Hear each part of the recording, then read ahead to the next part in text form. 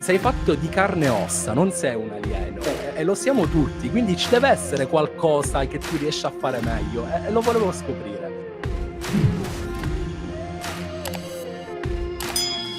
Allora, Giacomo De Mola, campione del mondo in carica di pesca subacquea. Questo video sarà un video un po' particolare.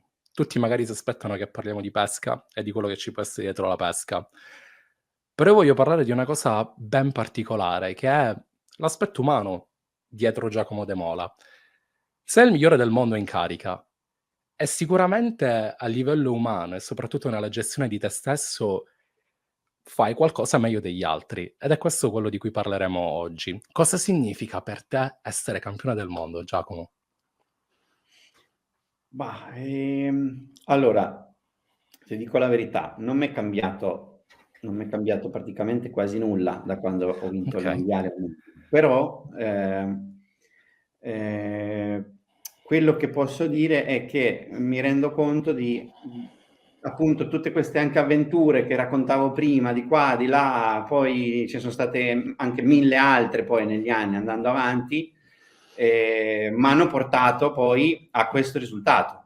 Perché ovviamente okay. sicuramente se non fossi andato via magari da Ancona, non avrei avuto queste esperienze che m'hanno fatto poi avere magari quella marcia in più rispetto a qualche altro. Okay, okay. La pesca subacquea secondo te ha delle analogie rispetto a quella che è la nostra vita? Cioè trovi qualcosa delle similitudini, qualcosa che ci può fare pensare, riflettere e affrontare ogni giorno in maniera differente? Sì, sì, sicuramente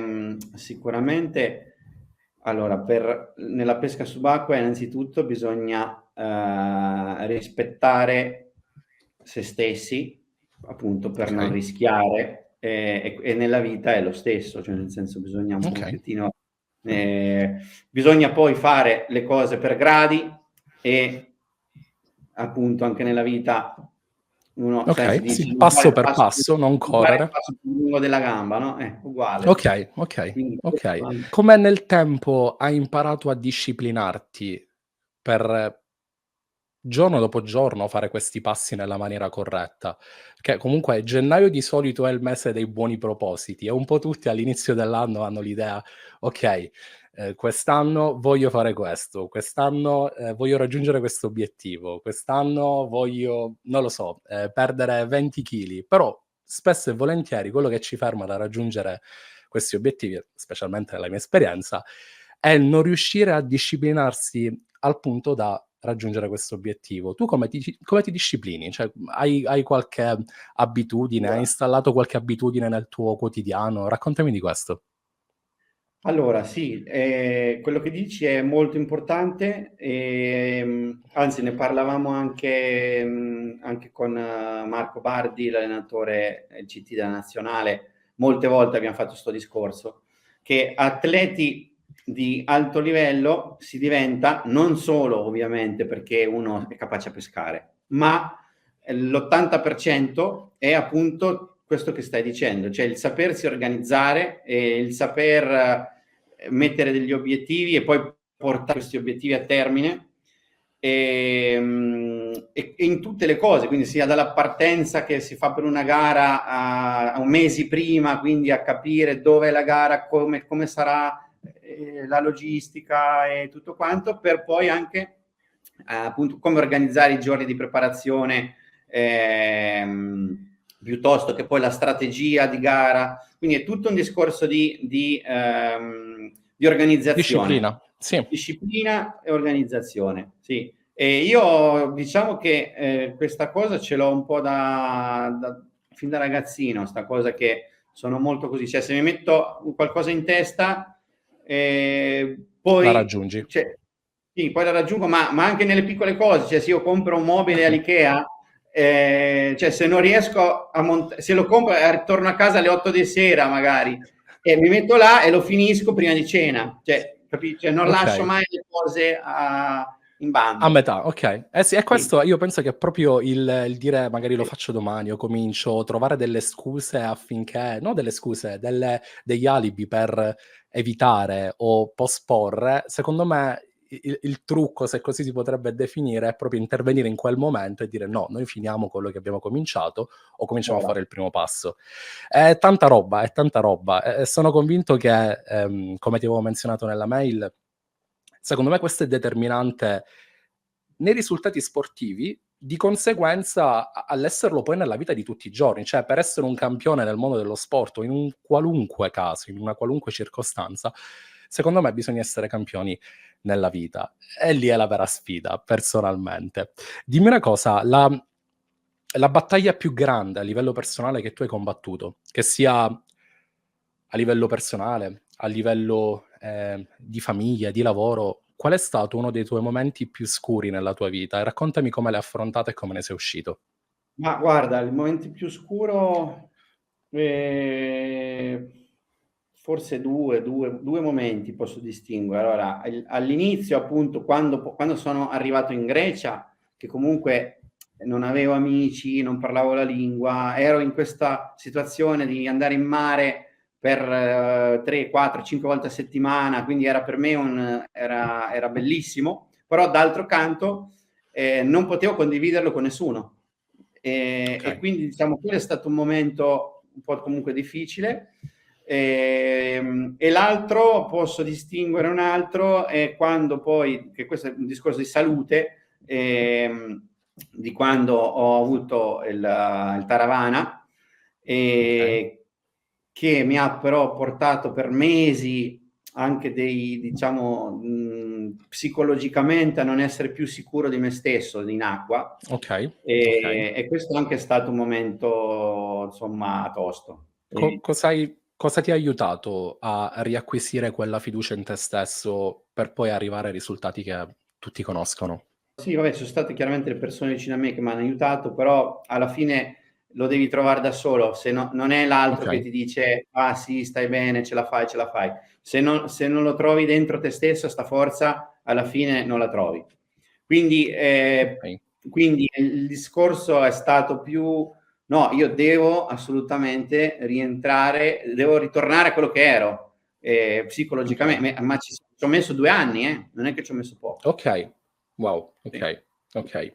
Quando ti sei mosso in Grecia, Giacomo, hai rinunciato a qualcosa? O magari anche precedentemente, qual è stata una delle tue rinunce più grandi, che guardi magari oggi c anche con un po' magari di rimorso? Diciamo rinuncia, che non è una rinuncia. La cosa che diciamo ho sofferto un po' di più è appunto non avere i miei amici vicino, appunto i Okay, compagni di pesca, e poi quindi quella è stata una cosa. Se no, come rinunce vere e proprie non ne ho fatte. Anzi, devo dire, ti dico questa, guarda, io sono andato là, quindi cioè son venuto qua, nel senso io sono in Grecia. okay,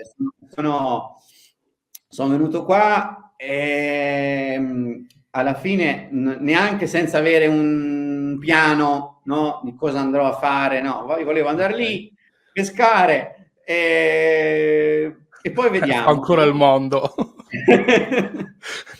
E quindi poi con questa cosa, cioè alla fine ho conosciuto poi delle persone qua, e sono diventato anche professionalmente quello che sono ora, cioè nel senso che gestisco tutti i mercati esteri della Pathos, cosa che se non fossi venuto in Grecia sicuramente non avrei fatto. Il seguire il sogno alla fine ti porta, quindi questo che voglio far passare anche questo messaggio ai giovani, cioè Vai, vai. seguite i sogni e poi se segui il tuo sogno qualcosa dall'alto arriva, no? Dall'universo. Okay, fantastico. A proposito di lavoro, Giacomo, cioè quand'è che hai detto: "Okay, voglio che questo o comunque l'ambiente diventi il mio lavoro"? E soprattutto che lavori hai fatto prima di questo? Io ho fatto, guarda, ho fatto un po' tutto, diciamo che quando ero già a 16 anni lavoravo anche in piazza a vendere Okay, abbigliamento ai mercati, così. Poi ho fatto il rappresentante abbigliamento, rappresentante di attrezzature subacquee. Anche lì è stata un'altra cosa delle lingue, per dire io a scuola non ero bravissimo nelle lingue, cioè non mi interessava anche quasi, no? A okay, quell'età. E poi negli anni, alla fine, ho cominciato a dire no, cavolo, io devo fare, devo qua, devo là. Alla fine ho imparato l'inglese, ho imparato il greco e ho imparato lo spagnolo. Sono cose che no, magari quando uno è un ragazzino non... Fuori da ma perché devo parlare una lingua straniera se abito in Italia? Questo di Esatto, solito è la risposta più popolare. esatto. Poi il greco, cioè il greco lo vedo come una lingua così complessa, cioè anche solo graficamente è complicato il greco. Sì, sì, è Okay, difficile, okay, sì. però anche lì, se tu ti metti lì, io l'ho imparato nel giro di un anno, già quasi parlicchiavo, in un anno e mezzo, 2 anni, parlavo bene, già, Okay, perché mi sono okay. messo là tutti i giorni, fare, no? Allora, parlando un attimo del titolo e quindi lasciati dire, la vedo forse come coronazione del sogno, come forma di successo, non lo so, ma qual è stato concretamente il primo passo verso il titolo? Riesci a identificare quel momento in cui tu hai detto: "Okay, da oggi lavoriamo per questo." Te lo ricordi questo momento?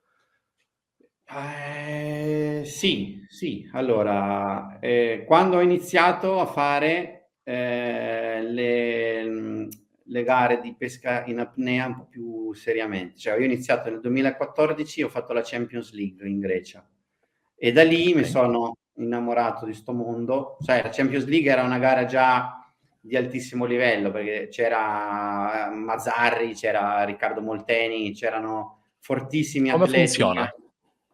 Come funziona una Ehm, Champions League di pesca subacquea? la Champions League era una gara che organizzavano in Grecia anni fa, non c'è più ora purtroppo, Okay. e praticamente era una gara di inviti o comunque una gara a cui potevano partecipare solo ex campioni assieme a un giovane o assieme tra Okay. loro. E io alla fine sono riuscito a partecipare perché allora avevo già vinto il campionato italiano di pesca, scusa, di apnea pura, e Okay. mi hanno inserito. In pratica mi hanno detto, ah va bene, dai, ok, ti facciamo partecipare così. Okay. E quindi là sono entrato in questo, diciamo, mondo e mi è piaciuto chiaramente dal primo momento e ho detto, no, cavolo, io qua ci devo lavorare. Poi il vero cambiamento, quello che invece quando ho fatto proprio lo step, è stato nel 2019 quando vinsi il primo Master di Palma. Okay. Avevo fatto già altre gare di questo tipo a Palma, avevo fatto il campionato africano in Croazia, il campionato del mondo a Syros, però in queste gare precedenti comunque mi mancava ancora, posso dire, cioè non credevo abbastanza in me. Poi invece nel Okay. 2019, prima di partire, addirittura prima di partire prima di prendere l'aereo, parlavo con il mio amico Kostas Makris, che è il greco con cui facciamo le gare là, e gli ho Okay. detto, guarda, io stanno mi sento che non mi manca più niente, cioè cioè, alla Okay. fine posso farcela. E quindi da lì alla fine ho vinto, e abbiamo vinto sia la gara, io ho vinto l'individuale, abbiamo vinto sia la gara a squadre, poi l'anno successivo ho rivinto di nuovo e quindi da lì ho detto vabbè, adesso sono lanciato, no? Quindi... Okay, stiamo parlando di vittorie, ma dimmi come affronti invece la sconfitta e il fallimento, se così si può La definire. sconfitta. Allora, la sconfitta, dalla sconfitta impari, dalla vittoria non Okay. impari. Allora, dalla vittoria non impari Okay. praticamente quasi nulla. Quando invece perdi, impari e impari anche tanto, perché Okay. poi riesci a capire, fai un'analisi veramente profonda di ciò che è successo, di ciò che ti è mancato, di ciò che l'altro ha fatto meglio di te e quindi poi nei mesi successivi riesci a lavorarci. Anzi, cioè, il fallimento è parte del gioco, cioè ci deve Sì, essere. sì, sì. Sì, concordo pienamente, è parte integrante del successo, assolutamente. Se no come ti migliori se non capisci dove sbagli, Eh, fondamentalmente. Ci sta. Abbiamo parlato di come si ci approccia fondamentalmente, a questa tipologia di sforzi mentali, fisici, un po' quella che è stata la tua vita dietro. Abbiamo parlato di te, ma dimmi chi è che hai reso più felice in questo percorso? E se c'è stato, che influenza ha avuto nella tua vita e in questo percorso in generale? Ma spero di aver reso felice perlomeno chi mi è stato molto vicino, cioè quindi la mia Okay, compagna, i miei genitori, i miei amici e poi chi m'ha dato la possibilità di poter essere in quelle situazioni, quindi il okay, CT,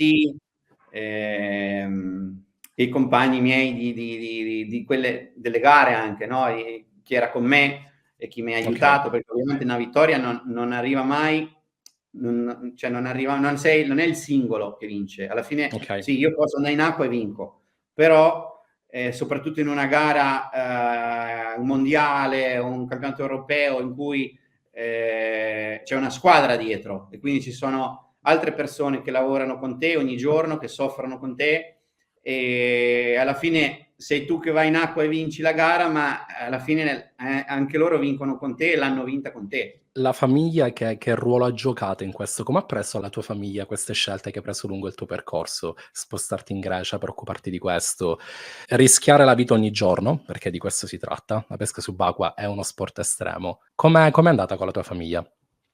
Ehm, no vabbè, con la mia famiglia mio padre è un grande appassionato di mare. Okay. Con mia mamma magari è stato un po' più difficile, però hanno accettato insomma 'ste scelte, anzi addirittura adesso gli ultimi anni loro si affittano una casa l'estate qua in Grecia e e quindi son E si mangia contentissimi. pesce ogni giorno suppongo. Diciamo che Sì, quello sì. suppongo non manchi mai a tavola. Allora, Sì. voglio porti un ultimo quesito. Non abbiamo tutto il tempo di questo mondo nella nostra vita, differentemente da come spesso percepiamo il tempo.